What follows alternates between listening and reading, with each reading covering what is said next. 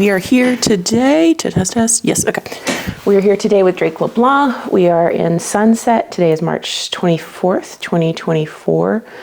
This is the Language Keeper interview series. Drake will have copyright license to this material, but he's allowing it to go up to on YouTube for with a limited license for this series. Cool. So yeah, if you want to start off, just tell us. This is the hardest. Sometimes the hardest one. Like, tell us your life story in about 5 minutes. My life story. So, I come from a Louisiana Creole family, but I was actually born in Houston. My parents were out there for work and for school, and moved back to Lafayette when I was about 3 years old. Grew up on the north side of Lafayette, pretty much in the city limits, but my grandmother's house was still on the outskirts on family property, which is in Ridge, Louisiana. And I would spend my weekends and summers there. So spent a lot of time with the outdoors and the country folks and my grandparents and uncles and aunts and all that. French immersion kid in Lafayette Parish Public School System, always into the arts and theater and music, and also the language programs at the public schools. And so when I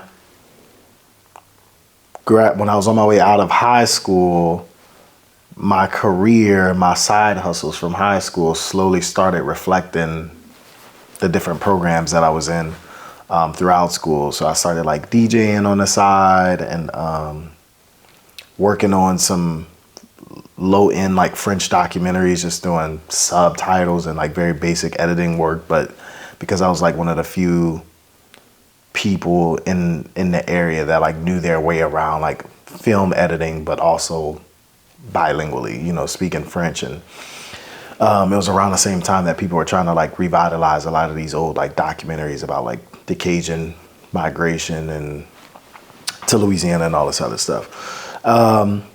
Picked up a French radio show at KRVS right out of high school, and between the radio show and me being one of the announcers at all the local festivals, and also starting to get my hands on bilingual film experience, and kind of manifested into the career and artist portfolio that I have today, which is all centered around Louisiana, Creole, and Cajun culture, but through the main vessel of language, and the product being like media production in every form and version. So that's where I'm at today. That's my life story, as simple as possible. Right, yeah, no problem. So you mentioned a little bit about your work with French, and you started, coming out of high school, you were already involved in it. But what was the moment, like, how did you know you wanted to get involved in language work? It's funny because I really didn't. I had a few fights with my parents throughout me being in school, like middle school and high school, because they were so adamant about keeping me in the French immersion program. And I was like, it's hard. I don't want to work that hard. My grades are trash, because the teachers like actually care, like want to see me put some effort in. And, I was definitely trying to take the easy way out. And then I got into filmmaking, and more along, not even filmmaking, but just being a videographer. So doing like events, birthday parties, baby showers, whatever. And realized that there was an increasing demand for digital creative work in Louisiana, which hasn't always had like a very secure, like prominent place in our economy. But when I graduated high school, I realized that there was slowly but surely starting to be a increased demand in that. And I was like, man, this is, I want to be an artist. This is a way that I can express myself and also have some flexibility as far as work and generating income. And the business side of me was like, I need to find some ways to stand out and just separate myself from everybody else that's trying to do the same career or the same art form as me. And there were two things that like really spoke to me in volumes, and one was drones, because nobody was like in the drones or understood them at that time. And the other thing was French, but French wasn't something that I necessarily sought out or I was looking for. It was something that people kept asking me about, because people would meet me from the radio station and then they'd be like, oh, like, what else are you doing? I'm like, oh, well, you know, like, I video, like, I kind of have like this small video production company, and I do like birthdays, weddings, whatever. And they'd be like, do you do French video? And I was like, I mean, no, but I can, I speak the language or whatever. So it definitely, it's kind of like, I guess when the universe gives you signs or whatever, it's like so many people kept asking me, it was like, well, don't you do any French videos? I was like, for what? Who would pay for that? What, like, I didn't really understand it at first, but I guess through the community's needs, you know what I mean? Them expressing what they needed and what they were looking for, it really opened up my eyes to an opportunity. And then, of course, like my first reason for getting into it was economic incentive, right? I was looking at like the economic opportunities. But then immediately, as I'm like learning more through the process of like taking on more of these like bilingual projects or just culturally centered projects, it just kind of lit a fire under my feet, because I realized how much of our culture isn't fairly represented on screen. And including mine and like my family and my family's history. And when I say on screen, like not even just like the big Hollywood screen or whatever, but I mean just having like actual thorough documentation of our traditions and our cultures and our practices and our language and, these different eras of our lineage. I was like, this is a way for me to easily do it, and nobody else is doing it. And if I could find a way to make it sustainable from an economic standpoint, and, if it fulfills me morally, I was like, why not? And then I just kind of kept it and ran with it. So some follow-up questions on that. So do you still do drone work, or yeah, okay, it's one of my favorite things. I just love, like, I mean, we have massive landscape and scenery in Louisiana, and yeah, I love just like seeing what it looks like from up top. It's kind of like a cheat code to like being a pilot or something, or flying, because it's like, you can't really just get up in a helicopter every weekend and go look at the basin, but you spend a few bucks on the drone and like you can see the landscape, and it just puts things in a different perspective. So I love flying. My dad actually used to be a pilot back in the day, so it's kind of like a full circle moment. And I fly my drones every chance I get, That's rad. Yeah. You mentioned that one of the things that makes your work satisfying to you is that if it was economically beneficial and like feeds your spirit. Do you find that your work is doing that for you right now? Yeah, feeding my spirit, 110,000%, yes. Supporting me economically, yes, just not as much as I would like it to. But it's something that I saw the opportunity. I found like-minded people that saw that opportunity as well, and that like had similar interests or reasons for one to be involved in a culture. And then it's like we got excited, and then we're like, oh, there's a gap. Like we need to build a bridge here, because it's like we see this thing, like we see this glory and the gold on the other side. And we're like, this bridge is kind of sketchy, and maybe we can't cross it right now. And so now we're in the thick of it, of like building the bridge to get to all that glory and economic sustainability that we see that has so much potential in our culture. So. Yeah, short answer is yes, but there's definitely some work to be done on the economic side, but it's happening, and it's happening at its own pace. But there are a lot of people and a lot of groups of people that are doing what needs to be done to make it more sustainable than what it is, and to protect its sustainability over time. So, Thinking about people who may be watching this and not unfamiliar with language at all, and in Louisiana in this particular time that we're living in, what does the language? How would you describe the contemporary language situation that you're in? that I'm in.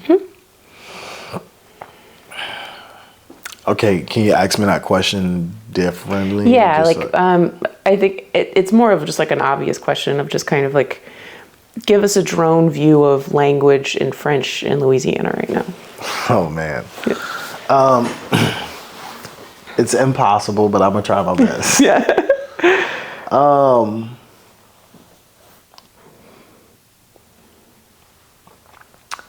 So, ooh, wow. I mean, we could spend 30 minutes on this. It's your interview, man.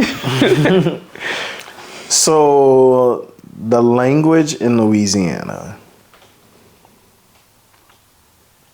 not only French, because there's influences of other languages and whatnot, but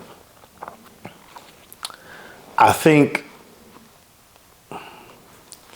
you have a sentimental side of it, which is people's families knowing what language their grandparents spoke, seeing the gap. Like their grandparents speak the language, their parents don't for whatever reason, because political oppression or the urge, not even always oppression, because that's the narrative that most people stick to, but there's also the narrative of like people just knew it was better to be American and to fit into what the template of being American was, which is like English speaking, looking like this, talking like this, walking like this, and working this type of job, right? So like there's that whole other aspect of it. But you have like the sentimental side that's tied to people's family lineage and history. You have the economic side, right? You have the people that are like, well, we have all of these trade agreements with France and other French-speaking countries, and here are all the economic opportunities. And from a marketing standpoint, we love saying this is Cajun. We love saying this is Creole. We love saying that this is native, which is a new thing, but that's starting to become like the new in thing, right? Is to be associated with some type of minority. And language is one of the quicker or more effective ways to do that on a large scale. And then you have the historic side that are like the scholars and people that are like studying this and have no bias of like economic opportunities.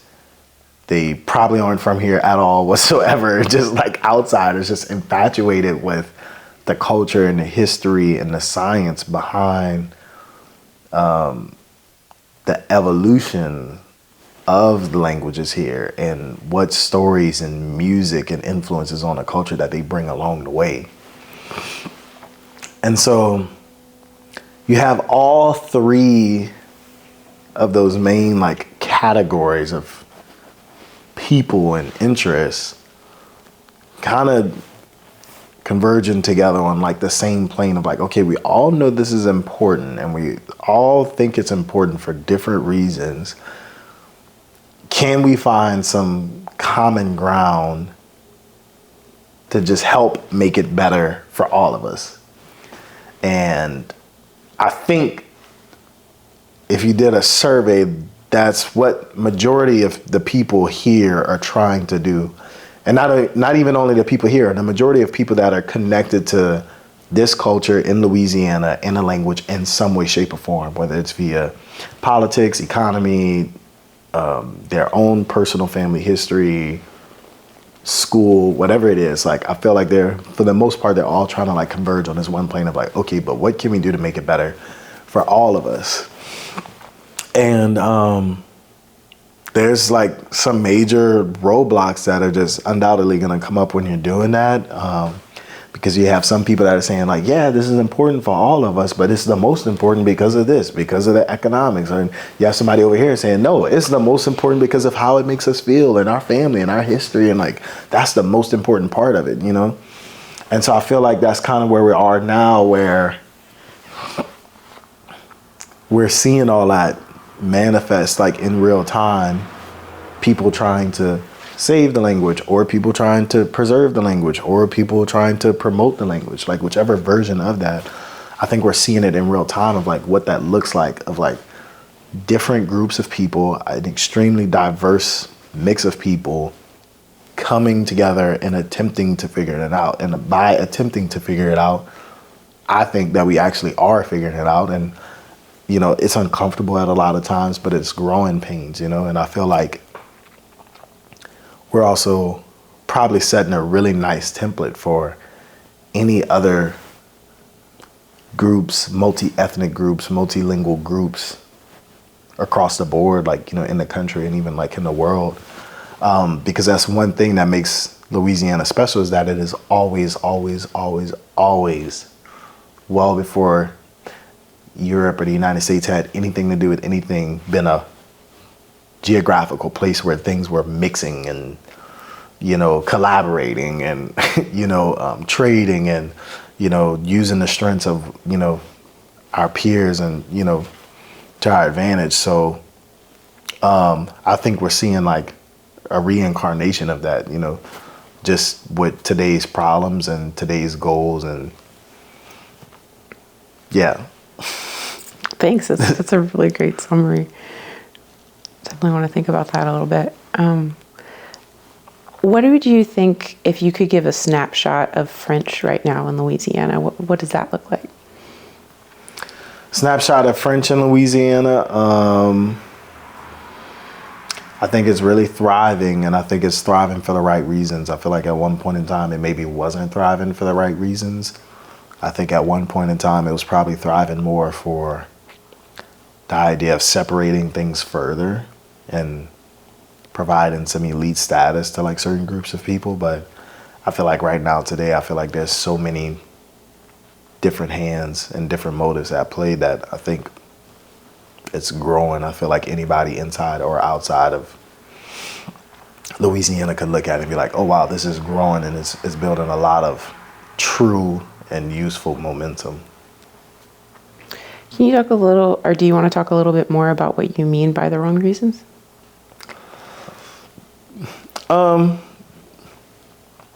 Yeah, just I think one of the biggest examples of that is, not to say it was intentional or not, but you know, the whitewashing that the Cajun movement did to Louisiana culture, I feel like is a prime example of, you know, when French was thriving for,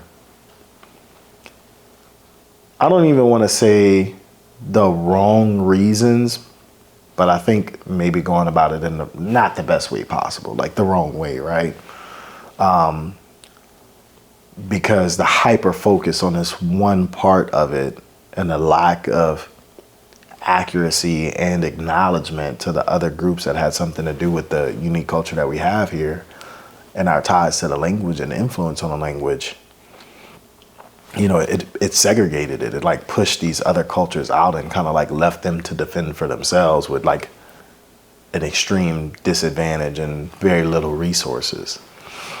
But I don't feel like that's as much of a problem as it was. I don't feel like it's as much of a problem now. I feel like we're starting to get some acknowledgement on that front and getting some people to like really hunker down and be like, okay, like let's make sure we do this right from the ground up. Like when we put this foundational brick to start this festival or to start this culture camp or to start this band or when we do this music or whatever, like let's make sure that we're like starting with a stronger and more accurate, a foundation that more accurately represents what actually makes all of this culture as unique as it is. So That's helpful. Thank you.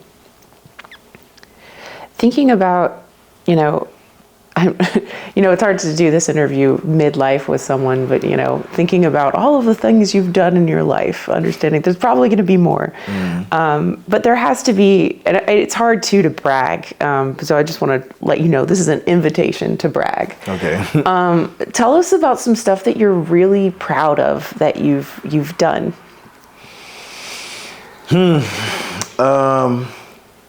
Yeah, it's funny because the things I'm most proud of, probably I wouldn't be able to say on record, but I'm gonna think of some things that I can say on record.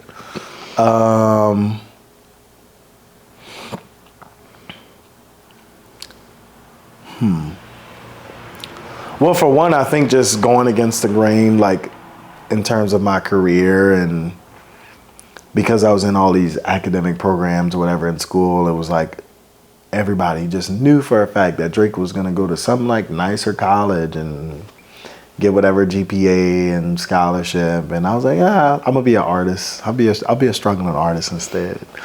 But now, like seeing my peers, my friends, my family, like my career having grown to a point to where they finally respect that and understood that some version of this was a part of my vision from day one. And then not only did I make it work for myself, but like the bigger reward in it is that I've been able to make it work for others. Like I'm actually like, my company is like hiring people now that have like the same interests and the same motives that I had when I was like graduating high school and trying to figure my life out. So I think that's probably like the biggest win of all, is just being like not only figuring out something that worked for me. I've always been pretty good at like figuring out what works for me, like by myself, but then like finding something that like works for me and able to like turn that around or like pass that template on and make it work for other people, And even some of my friends, my peers that are like way better photographers than me and videographers or whatever, and them saying, but like, bro, like it's a dream to be doing more work like this, and like now we have that opportunity, and I'm like, well, that feels really, really, really good.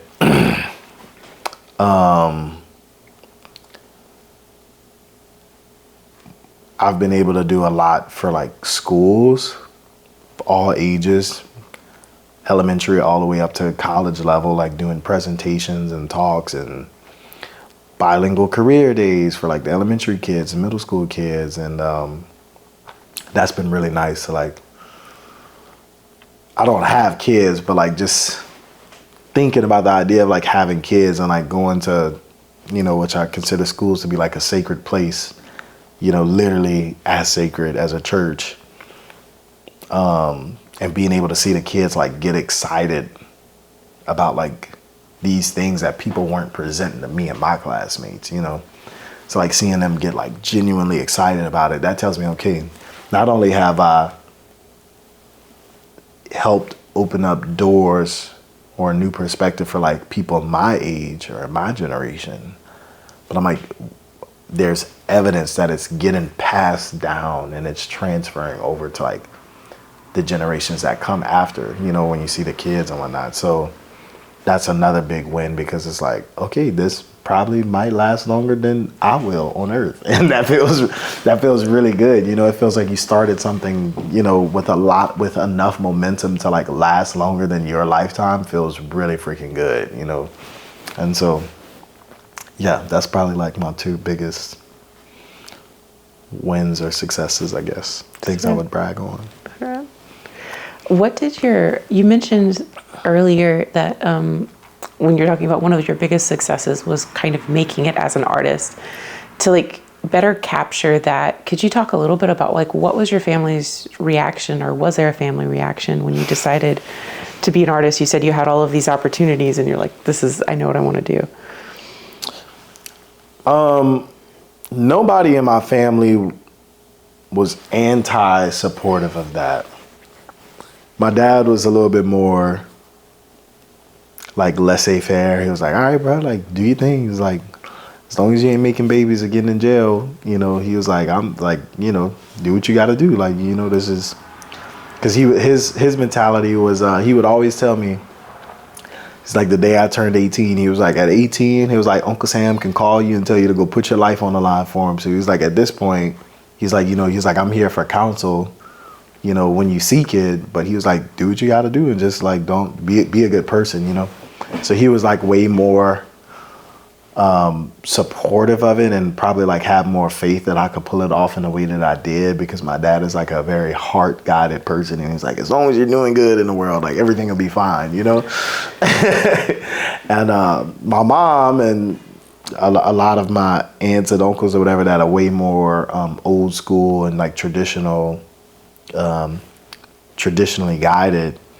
They were like, yeah, like that's cool, but like, you should go get a degree and then like do this stuff on the side. And I was like, well, if I'm doing this stuff on the side, that means I can't put all of my time and effort and energy into like making it become the success that I hope it to be, And their thing was like, yeah, but like, what about benefits and what about insurance? I was like, I'm gonna get rich. Like, I'll figure that out later. Like, don't worry about it. So. Yeah, but nobody in my immediate circle was like anti-supportive of it. It's just that everybody kind of like had their own way of what they thought was the best way to go about it. And I tried my best to listen to everybody, but then not do what they said. And that raised a lot of red flags, and my mom is just maybe starting to come around and like have some faith. Just maybe. I'm not even sure. It's been good for like the past like 5 months.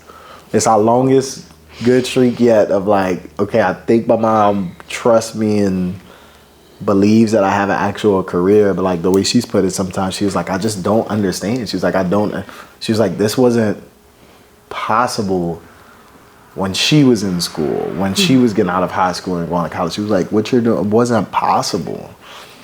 And so she acknowledges that, and I still get a lot of stern mama talks of how I need to slow my roll and all this other stuff. So, but yeah, not to say I definitely don't want to take anything away from any of my sounding board, my family, my friends. Like nobody was like, hey, don't do that. That's a terrible idea. It was always like, you should maybe think about doing it this way. Or you should maybe do this first. Or you should maybe like put it on hold for like 4 years. And I was like, no.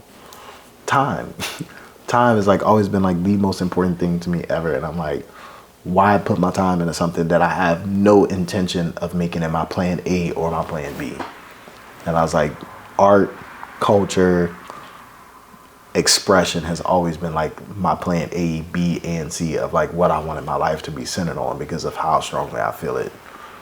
And I was just like willing to go to war about that. And eventually people got tired of like fighting me and trying to counsel me. So here we are. That's rad, man. I feel like that's very relatable. Mm-hmm. And I know like dealing with parents are a challenge, but I imagine that's not the largest challenge that you've found in doing this work over the years. So like, can you talk a little bit about like reflecting on what are the challenges that make this work so hard, and describe it to me in a way that you're thinking about what would make this easier, or what can the universe change to make your work easier? Whew. All right. Well, if there's any part of this interview that would get me canceled, is this. So,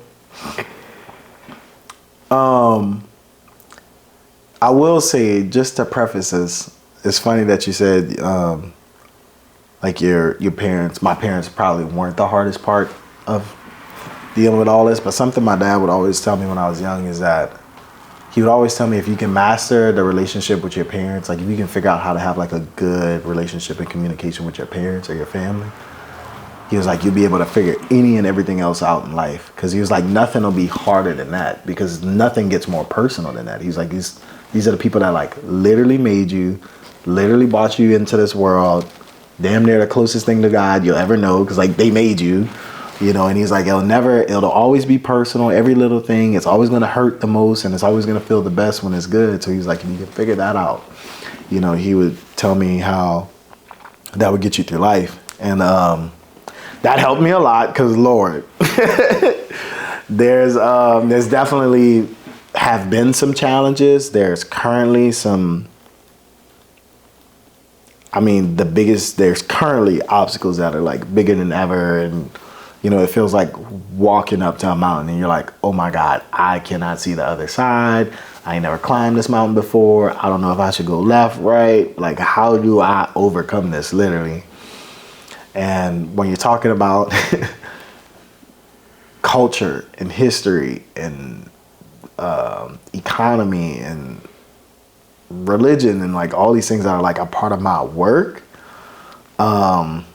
and my artistic expression, which artistic expression makes it personal and necessary for me, right? It's like, okay, if it was just work, it's one thing. Like, sometimes you could just like go to a job after 5 o'clock, like you clock out and you're good. And then you focus on your personal stuff and your life and your family or whatever. All my stuff is tied together 3-4 times over, with the work and the personal. And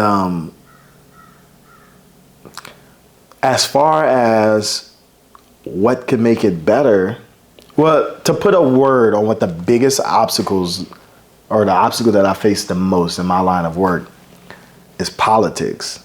Not necessarily politicians, not necessarily government officials, but it's just the nature of politics, how people choose to interact with people and how they choose to achieve their goals via their relationships with other people. That is like 10 out of 10, the root of the majority of the problems or crossroads that I come across on a daily basis. I don't think, could it change? Yes. I don't necessarily think that it should. I think the grand scheme of things, our outcomes and like what outcomes are in favor of what community versus another, yeah, that needs to change. But the way that those changes happen, I feel like I don't see a clear way of how it could change and it would be better. Because power, leverage, influence, bias, all of those things are always going to be at play. There's nothing that we can do as like humans to like get rid of those concepts, those feelings, right? They're always going to be at play. And I feel like if it isn't this group of people using it to their advantage, then it's just going to be this group of people using it to their advantage. And if it switches sides and it comes over here and it's an advantage to these people, more than likely it's going to be a disadvantage to somebody else somewhere else,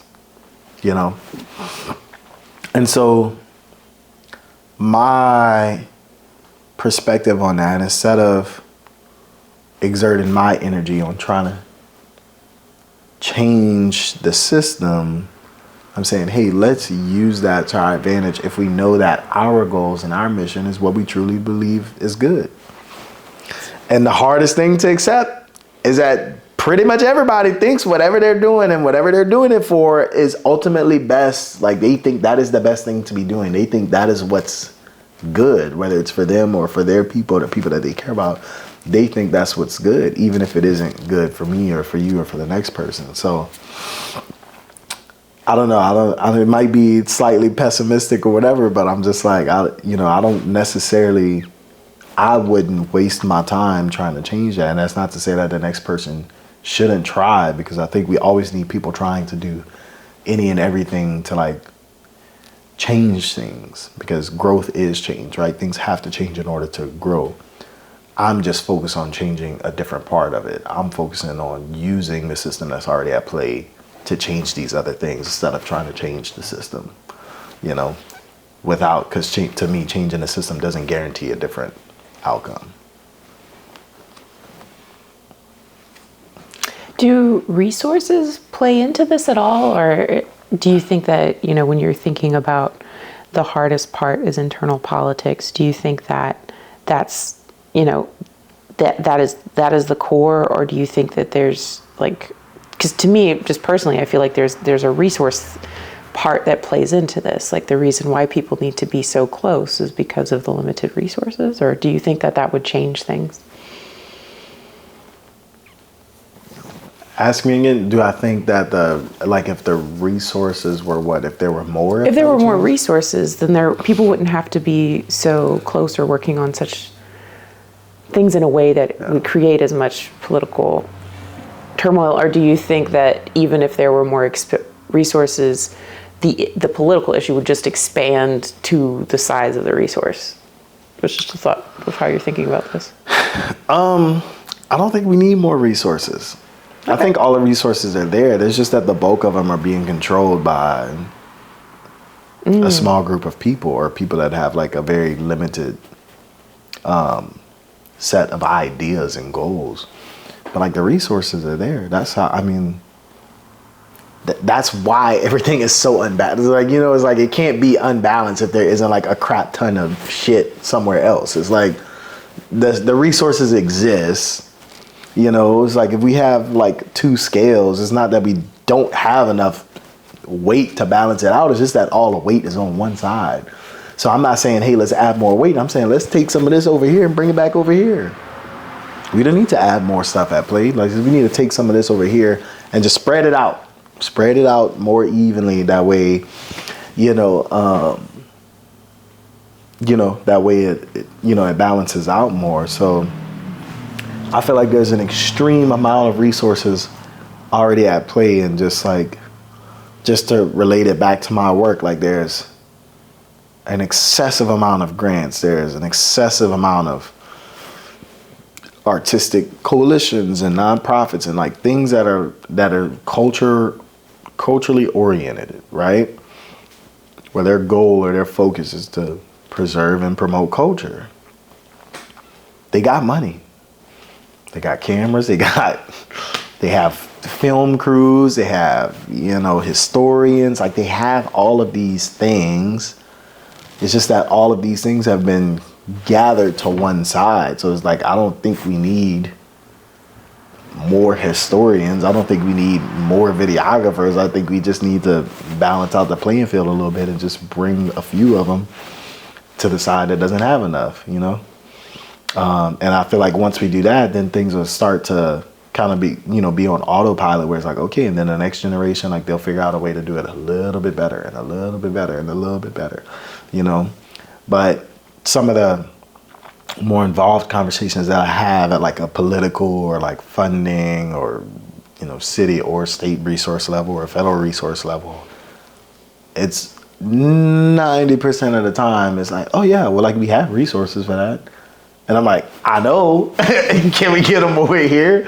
It's never been, oh, like we don't have enough money for that, or we don't have it's never been that. It's almost always like, yeah, we have something for that. This is what you have to do to get it, or this is who it usually ends up going to, and this is why it usually ends up going to them. And then it's like, okay, my due diligence is figuring out how to copy and paste that, and then just shift it just a little bit to where it's more balanced. Makes sense. Where do you, so like thinking about the challenges, the stuff that you've done, but then there's also this moment of just like what makes you continue, going over all of these challenges. So like, where do you find inspiration for your work, or what gives you hope? Well, I'm delusional. So, no, I mean, inspiration for my work, I said I'm delusional like in a joking way, but I kind of mean it too, because when you look back in the history books and the part of like our history that's been documented, it's clear as day that the people and the groups of people that have made the most change were the ones that didn't act solely on logic. Because like logic is usually like the safe bet. It's like, let me do this, let me go work my job, just put into the system, take my safe way out, take my retirement, try to change things a little bit, support my morale by like voting, right? I'm gonna go to church. That's where I'm gonna put in the time and the energy to my morale, right? And which again, and there's no shade on anybody that's doing that, because I think it does take all types to make the world go round. But for me, it's like, okay, like when things changed for real and changed at the pace that they needed to, it's when somebody was like willing to be a martyr, willing to walk through the fire, willing to be crazy, you know, willing to, you know, speak at Washington knowing that like they probably gonna try to kill me soon. Like, you know what I mean? It's like, you know, so that's kind of my motivation. And I have this talk with my friends a lot that are from Louisiana and grew up out here and like want to leave and want to go to like better economies like New York, Texas, you know, LA, whatever. And I always tell them, I'm like, hey, I'm like, you know, we're talking about these problems. Like we're saying, yeah, we want to leave because like we have this problem, this. And I'm like, do you realize how lucky we are to even be able to see the problem? Because it's like a lot of people live at a disadvantage, you know, at a certain level of oppression and literally do not know it. They don't know. They have zero idea. They have zero idea that they're actually getting the short end of the stick. They don't even have the vision or the clarity to understand that. So the talks that I have with my friends often is like, hey, I'm like, we're already a step ahead by being able to see it. And I'm like, if there's anybody that's smart enough to figure it out or to make it to come out differently for us and the people that come after us, like it's us. I'm like, we can see it. So like, let's change it, you know, or let's stop complaining about it, you know, like either way, or, you know. And so that's like a reoccurring theme in my life that I like literally my closest friends, like we have this talk all the time. And, you know, and some of them are like, yeah, well, like I'm going to leave till I get these other resources because I can access them quicker here and then bring it back. And I'm like, all right, I'm going to hold you to that. Don't forget, you know what I mean? Because like 5 years, 10 years down the road, be like, hey, bro, it's about time to bring that stuff back. Like what's going on, you know? And, but yeah, definitely it takes a certain level of like, being delusional. I mean, like literally what I'm doing today, there's not one person in my life that would have recommended me to do it the way that I did it. And damn sure wouldn't have recommended it at the age that I've done it. Like not one person, not a friend, not a parent, not an uncle, not an aunt, not even a freaking girlfriend. Like not one person. But like, man, bruh, you know what would be a good idea? You know what would be a good idea, Drake? Drop out of college 2 weeks in and like go do this. Nobody would have recommended me to do that. And they were sure to like let me know that. They were sure like, hey bro, like I don't advise against this. Like, you know, mom was like, hey, like, yeah, I don't really know if you could come eat out my fridge, like, cause I wouldn't tell you to do this. It's like, you know, to her, it was like you making your life hard on purpose. Like, you know, it don't even have to be this hard, you know? So it takes that certain level of craziness or whatever to be willing to do the stuff that like not everybody is willing to do. And not only that, but like some people just aren't capable of seeing where and how it needs to be done. So I'm like, okay, I see this. It seems like a very clear like problem, and it seems like a very clear solution or start to the solution to the problem in my head. If I can see it, who am I to not act on it, you know? So that's kind of like my motivation, and just, I guess, the artists and people past and present that I look up to all have like, they all like fit into that box of like, we willing to go against the grain any given day. So. It's rad. Yeah, like if you can see it. But thanks for saying all of that. So the next questions are more about like understanding the limits of our own capacity as we go forward. So imagine there were 3 versions of you, 3 clones of yourself. Well, what would your 3 clones be doing?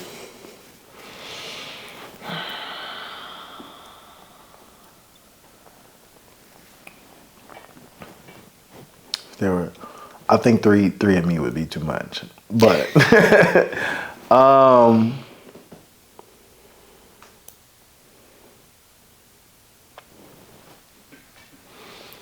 yeah, I feel like 3 three versions of me. One would be doing what I'm doing now and what I have been doing. And I feel like the other two would be taking that same system and that formula and that decision-making process that like I have developed and still am developing as I like learn and grow and get older and learn more stuff. Would take that and like copy and paste it to either another industry or another part of the culture that would like support what clone or like I'm doing, right? To like just make it a stronger, more unified effort, you know, or I guess, yeah, you know, so it would be like just taking like that same like decision-making process and like, okay, where can I copy and paste this right now to another area that would support, but they would like feed each other. Where like, if I'm doing like film in Louisiana culture, like that's like the two things, right? The two words to define what I'm doing. What could Drake number two take that same template and formula? What industry or part of the culture, you know, could they focus, if I'm doing film in Louisiana culture through language, could they do, I don't know, music and religion? And like, could that support this? And could another one be doing like, I don't know, like school curriculum and something, you know what I mean, to like support it, you know? So. Gotcha. Similar question. If you had 3 interns, I know that you, 3, beyond the interns that you currently have, just Right. imagine you have 3 more. Right. Where would you be putting them or what would they be doing? I would definitely take one of them and trying to make them be able to do things a minimum of like 80 to 85% the way that I would do it if it were me doing it myself. Like I would be trying to like copy myself. I would be trying to turn one of those interns into a clone.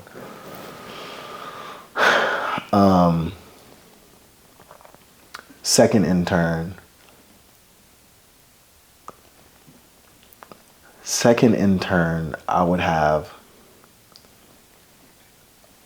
solely dedicated to gathering and organizing information.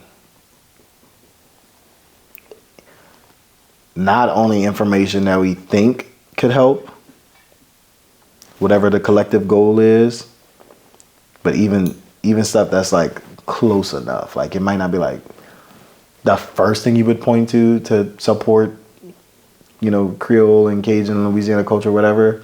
It's like, it's close enough. Like, let's look more into that, right? Like I would have a person like dedicated just to doing that.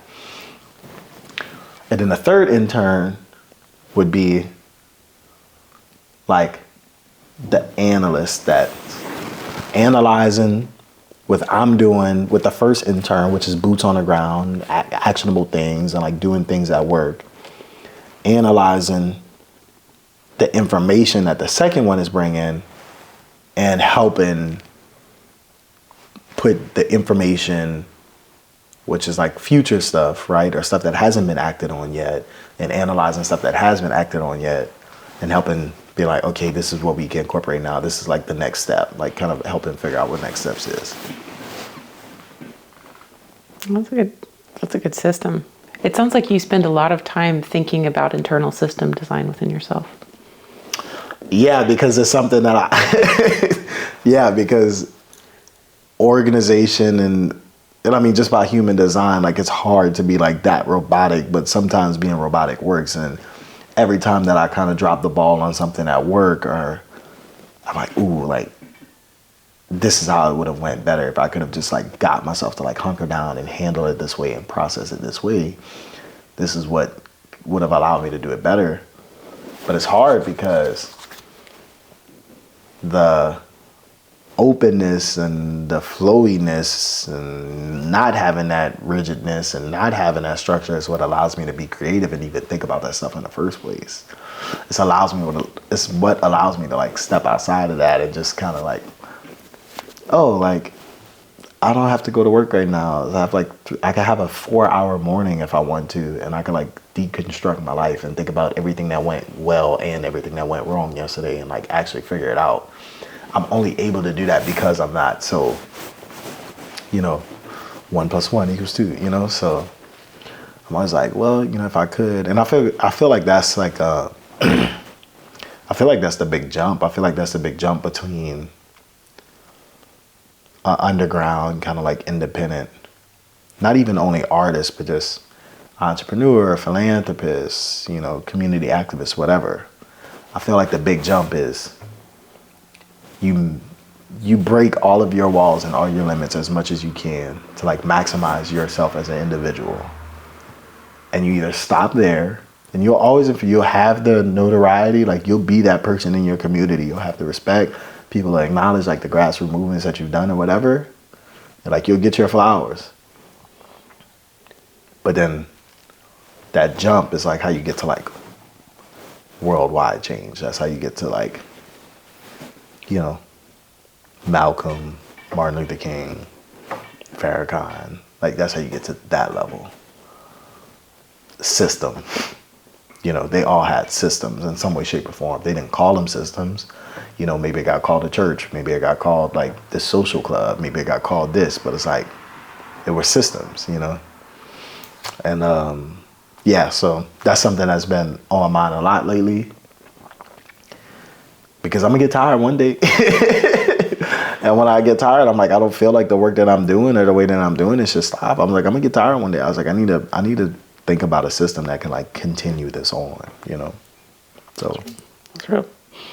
So like within your system, are thinking about, earlier we talked a little bit about how French is within this larger group of things that are happening within Louisiana, and that you mentioned also that one of the biggest challenge is political, and thinking about those elements together, what does support look like to you from other language communities? So other people who are working on language, how can they directly support the work that you're doing? In a perfect world, what it would be is like people being willing to say, hey, like we want to be a part of this system. What system? Which system, I guess? The system of cultural preservation and promotion.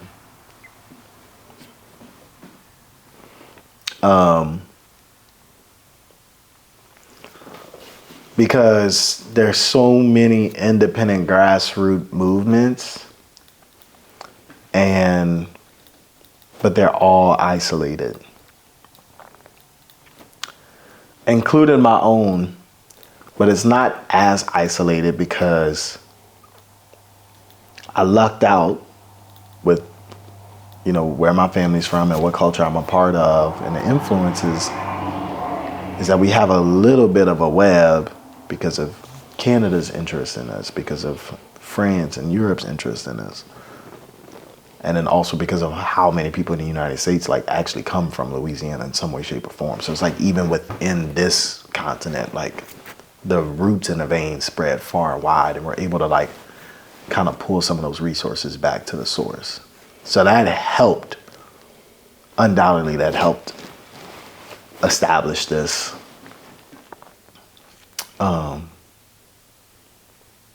stronger, more widespread system, as opposed to saying, I want to start a St. Martin Parish Creole company or organization or whatever, or school, right? It'll be way harder to get the same type of resources and momentum and team players even to help support that because of how much of a niche it is, right? So I think one of the ways that other initiatives could help me, and here's the hard part, this is the part of the discussion that like a lot of people avoid when it comes to this kind of stuff, but it's all of us sitting down and saying, hey, who has the most momentum right now? Not even just the most momentum, who has the strongest foundation right now? can we all get aboard and support that? Not to take away from this, and not to let this culture or this language or anything over here starve and die out. Like, we won't let that happen, but we will all starve and die. We will all starve and die if we keep saying, oh, you know what? I don't like that way that person is handling cultural preservation and language. I'm going to go start my own. I'm going to go start this. Great. And you're going to get your following, and you're going to get your people, and you're going to get the people that are invested in that, right? For all the right reasons. But there's way more strength in collaboration, you know? And so I feel like it would take, in a perfect world, it would take all of, or most of the key players, you know, that have been involved with language and cultural preservation in the past 2 decades that are still alive, and us sitting down at a table and say, let's look at some freaking numbers. Let's see who has the most momentum and who has the strongest foundation, and let's get on board with that and see how we can help with that. Not to take away from our initiatives, but let's see what we can do and put focus and energy behind that. Because the sooner, it's literally how like companies work and, you know, whatever. It's like, the sooner we could put this person to the top, the sooner it's going to help everybody else. You know? And it's like, if I decide that my family, we need a millionaire. We need a millionaire to break generational poverty, right? We need a millionaire. And I'm like, man, you know, all right, I got the drive. Like, I want it better than anybody in my family. I'm going to go work this job. I don't care if I got to, like, sling milk cartons to be a millionaire. I'm going to do it. And I start doing that. Job's going great. I'm like, I'm on, like, a 25-year track to become a millionaire. And my dad is, like, 3 years away from retirement, had a good salary. As soon as he gets that retirement, he could make, like, a few investments and within 5 years be a millionaire. But let's say he falls, I don't know, $20,000 short. And I'm like, oh no, like I was gonna use this is part of my 25-year $1 million plan. I need my 20. But it's like, if I just give it to him and let him reach the top first, it'll fix the problem that the whole family has. It's like we have the same thing going on with like cultural and language preservation and identity and all of these things. It's like, we all pretty much have like the same problem or same groups of problems, but very few of us are willing to say, this person is a little bit closer to the solution to the problem. Let me like give them a leg up. Let me give them a loan. Let me lend them a hand real quick so that they can get there first. Because the sooner that they get there, the sooner it's going to help all the rest of us out. But instead, we just keep, we starting over.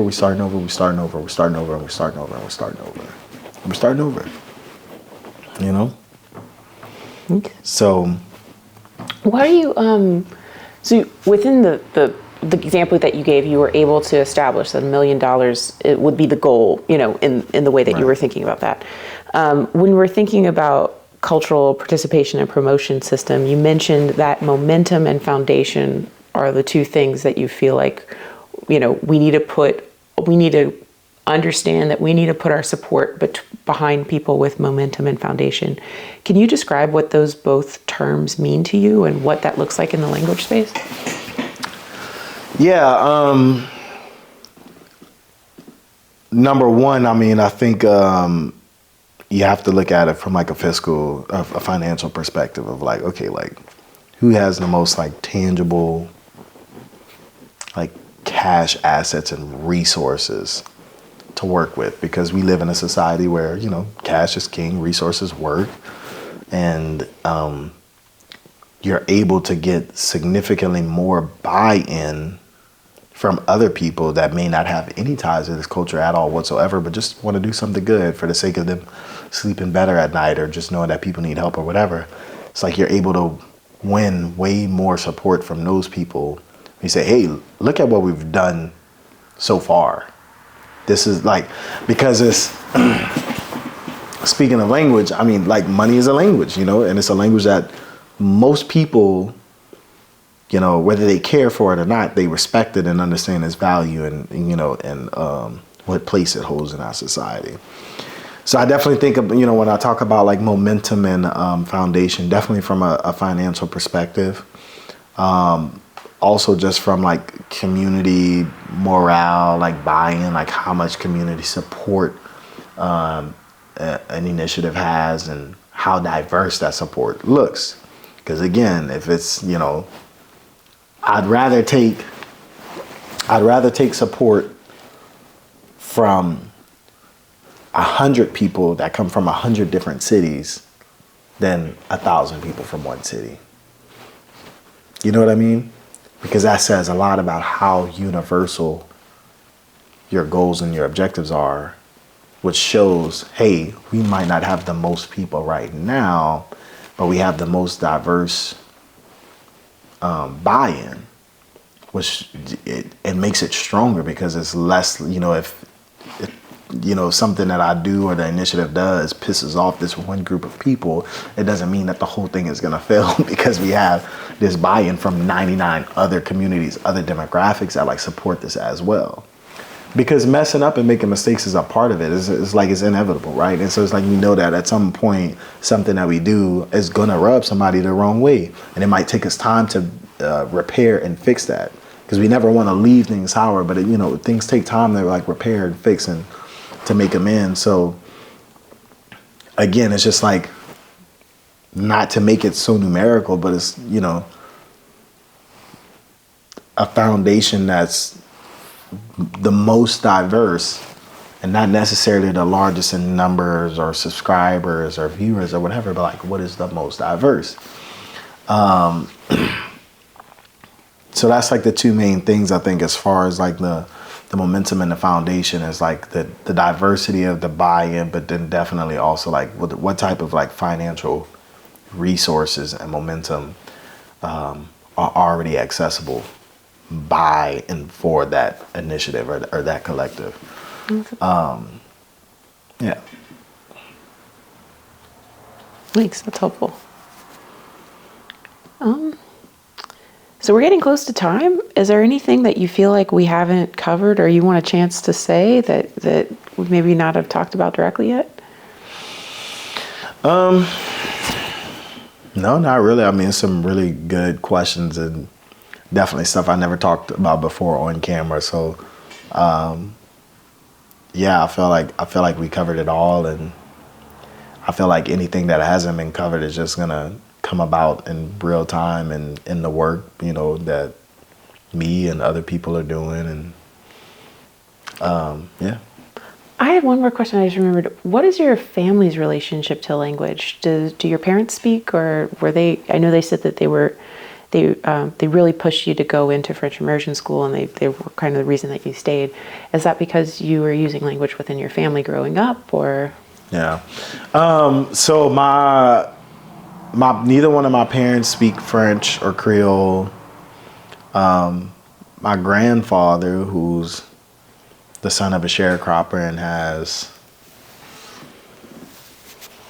7 brothers and 8 sisters, all speak Creole. Like they're all like a Creole, Louisiana Creole family, and all spoke Creole. And his mom didn't speak any English at all whatsoever.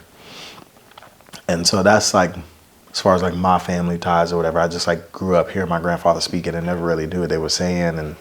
And he knew I was in French immersion too, and I would try, but it's just like the French I'm learning in school is like so much different than, Louisiana Creole, but it definitely was an incentive to like, kept like, all right, this is kind of cool. Like my grandfather just talks smack about everybody and nobody knows, and he just like has his private conversations between his siblings. So, growing up, I didn't know anything about the importance of like culture and history and like, whatever.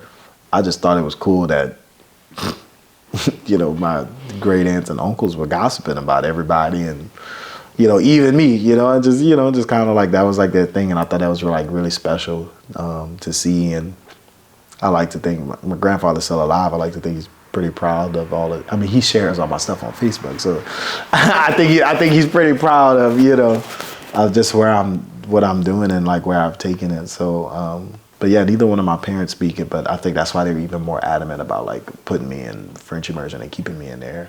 because they understood a cultural aspect of it that I didn't, you know. So Yeah. Well, thank you so much for your time. I Yeah. appreciate it. thank you. Yeah. Cool. I'm done. How long was that